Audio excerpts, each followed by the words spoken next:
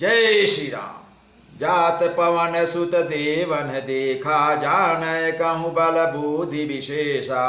सुरसा नाम अहिन कै माता, पठैन आई कही ते ही बाता। हनुमान जी मैनाक पर्वत से और आगे चलते हैं तो देवताओं ने पवन पुत्र हनुमान जी को जाते हुए जब देखा उनकी, तो देवताओं ने सोचा कि इनकी परीक्षा क्यों ली जाए। तो देवताओं ने हनुमान जी की विशेष बल और बुद्धि की परीक्षा लेने के लिए सुरसा नाम की सर्पों की माता को भेजा। उसने जाकर हनुमान जी से यह बात कही, आजु सुरन मोहि दीन यहारा, सुनत बचन कह पवन कुमारा। राम काजु करि फिर मैं आवऊँ, सीता कई सुधि प्रभु सुनावऊँ। सुरसा ने कहा, आज देवताओं ने मुझे भोजन दिया है। यह वचन सुनकर पवन कुमार हनुमान जी ने कहा, श्री राम जी का कार्य करके मैं लौट आऊं और सीता जी की खबर प्रभु को सुना दूं, तब मुझे खाना। तब तव बदन पैठियों आई, सत्य कहूँ मोहि जान दे माई। कौनेहु जतन दे नहीं जाना, ग्रससि न मोहि कहो हनुमाना। हनुमान जी ने कहा, तब आकर मैं तुम्हारे मुंह में प्रवेश करूंगा, तुम मुझे खा लेना। हे माता, मैं सत्य कहता हूँ, अभी मुझे जाने दे। जब किसी भी उपाय से उसने नहीं जाने दिया, तब हनुमान जी ने कहा, तो फिर लो, खा लो। जो जन भरि तहि बदन पसारा, कपितनु कीन्ह दुगुन विस्तारा। सोरह जो जन मुख तहि ठयऊ, तुरत पवन सुत 32 भयऊ। सुरसा ने योजन भर अर्थात 4 कोस में अपना मुंह फैला दिया। तब हनुमान जी ने अपने शरीर को उससे दुगुना कर दिया, अर्थात 8 कोस का मुंह फैला दिया, अपने शरीर कर दिया। उसने 16 योजन का मुख किया, तब हनुमान जी ने अपने शरीर को 32 योजन का विस्तार कर दिया। जस जस सुरसा बदन बढ़ावा, तासु दून कपि रूप दिखावा। सत जोजन तेहि आनन कीन्हा, यति लघु रूप पवन सुत कीन्हा। जैसे जैसे सुरसा मुख का विस्तार बढ़ाती थी, हनुमान जी उसका दूना रूप, 2 गुना रूप दिखलाते थे। उसने 100 योजन 400 कोस का मुख किया, तब हनुमान जी ने बहुत ही छोटा रूप धारण कर लिया, बहुत छोटा। बदन पैठ पुनि बाहिर आवा, मागा विदाता ही सिरुनावा। मोहि सुरन जहि लागी पठावा, बुद्धि बल मरम तोर मैं पावा। और हनुमान जी सुरसा के मुंह में घुसकर और तुरंत फिर बाहर निकल आए और उसे सिर नवाकर विदा मांगने लगे। उसने कहा, सुरसा ने कहा, मैंने तुम्हारे बुद्धि और बल का भेद पा लिया, अर्थात तुम्हारी बुद्धि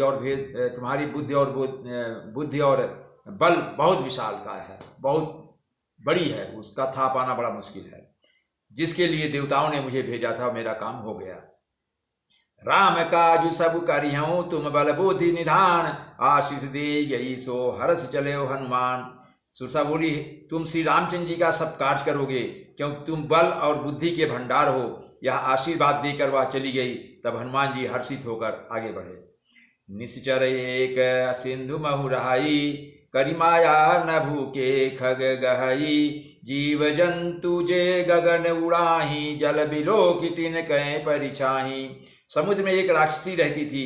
वह माया करके आकाश में उड़ते हुए पक्षियों को पकड़ लेती थी। आकाश में जो जीव जंतु उड़ा करते थे, वह जल में उनकी परछाई देखकर उनको पकड़ लेती थी। घाई छाह सकन सो न उड़ाई, यही विधि सदा गगन चर खाई। सोई छल हनुमान कह कीन्हा, तासु कपट कपि तुरत ही चीना। वो छाया ग्रहणी राक्षसी थी। वो राक्षसी उस परछाई को पकड़ लेती थी। जो भी पक्षी या जीव जंतु उड़ते थे, उससे वे उड़ नहीं सकते थे और जल में गिर पड़ते थे। इस प्रकार वह सदा आकाश में उड़ने वाले जीवों को खाया करती थी। उसने वही छल हनुमान जी से किया। हनुमान जी ने तुरंत ही उसका कपट पहचान लिया। ताहि मारी मारुत सुत बीरा, बारिधि पार गयौ मति धीरा। तहाँ जाय देखी बन शोभा, गुंजत चंचरी मधु लोभा। पवन पुत्र हनुमान जी धीर बुद्धि वाले थे और उन्होंने उस राक्षसी को मारकर समुद्र के पार चले गए। वहां जाकर उन्होंने वन की शोभा देखी। पुष्प रस के लोभ से भंवरे उस वन में गुंजार कर रहे थे। नाना तरु फल फूल सुहाए, खग मृग वृंद देखी मन भाए। शैल विशाल देखिए के आगे, तापर धाई चढ़े उभय त्यागे। हनुमान जी ने देखा कि वहां पर अनेकों प्रकार के वृक्ष फल और फूल से सुशोभित हैं। पक्षी और पशुओं के समूह को देखकर वे मन में बहुत ही प्रसन्न हुए। सामने एक विशाल पर्वत देखकर हनुमान जी भय त्याग कर अर्थात निडर होकर उस पर दौड़कर जा चढ़े। उमा न कछु कपि कहे अधिकाई, प्रभु प्रताप जो कालहि खाई। गिरि पर चढ़ी लंका ते देखी, कहीं न जाई अति दुर्ग विषेकी। शिव जी कहते हैं, हे उमा, इसमें वानर हनुमान की कुछ बड़ाई नहीं है, ये तो प्रभु का प्रताप है जो हनुमान जी इतना सब कुछ कर रहे हैं। प्रभु का प्रताप इतना होता है कि जो काल को भी खा जाता है। पर्वत पर चढ़कर उन्होंने लंका देखी। हनुमान जी पर्वत पर चढ़ गए और लंका को देखा। बहुत ही बड़ा किला है, कुछ कहा नहीं जा सकता, उसका वर्णन करना बहुत ही मुश्किल है। अति उतंग जल निधि चहुपासा, कनक कोट कर परम प्रकाशा।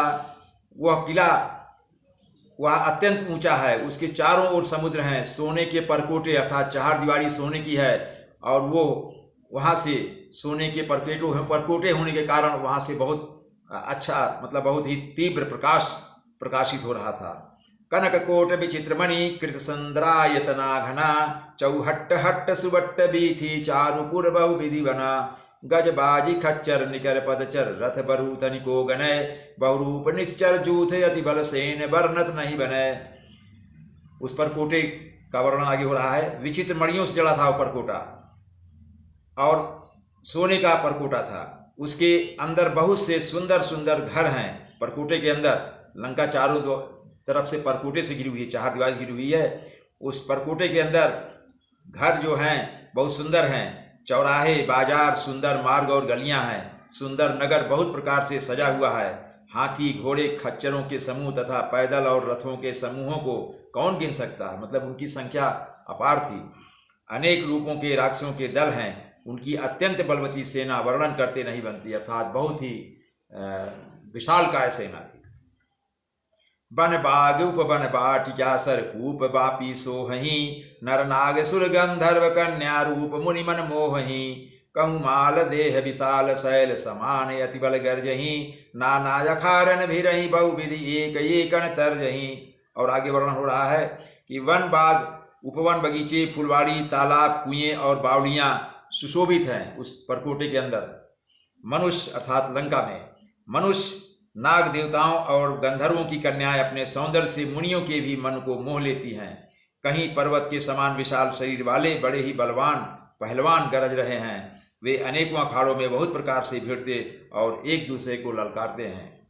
कर जतन भट कोटिन विकट तन नगर चहु दिशि रक्षही, कहूँ महिष मानुष धेनु खर यज खल निशाचर भक्षही। यही लागी तुलसीदास इनकी कथा कछु एक है कही, रघुवीर सरती रथ शरीर त्यागी गतिपय हैं सही। और आगे परकोटे के अंदर लंका का विवरण दिया जा रहा है। भयंकर शरीर वाले करोड़ों योद्धा यत्न करके बड़ी सावधानी से नगर की चारों दिशाओं में सब ओर से रखवाली करते हैं। कहीं दुष्ट राक्षस भैंसों, मनुष्यों, गायों, गधों और बकरों को खा रहे हैं। तुलसीदास ने इनकी कथा इसीलिए कुछ थोड़ी सी कही है कि ये ही निश्चय श्री रामचंद्र जी के बाण रूपी तीर्थ में शरीरों को त्याग कर परम गति को पावेंगे। पुर रखवारे देखी बहु कपि मन कीन विचार, अति लघु रूप धरौ निसी नगर करौ पैसार। हनुमान जी ने नगर के बहुसंख्यक रखवालों को देखकर मन में विचार किया कि अत्यंत छोटा रूप धारण कर लूं और रात के समय नगर में प्रवेश करूं और इसका जायजा लूं। जय श्री राम।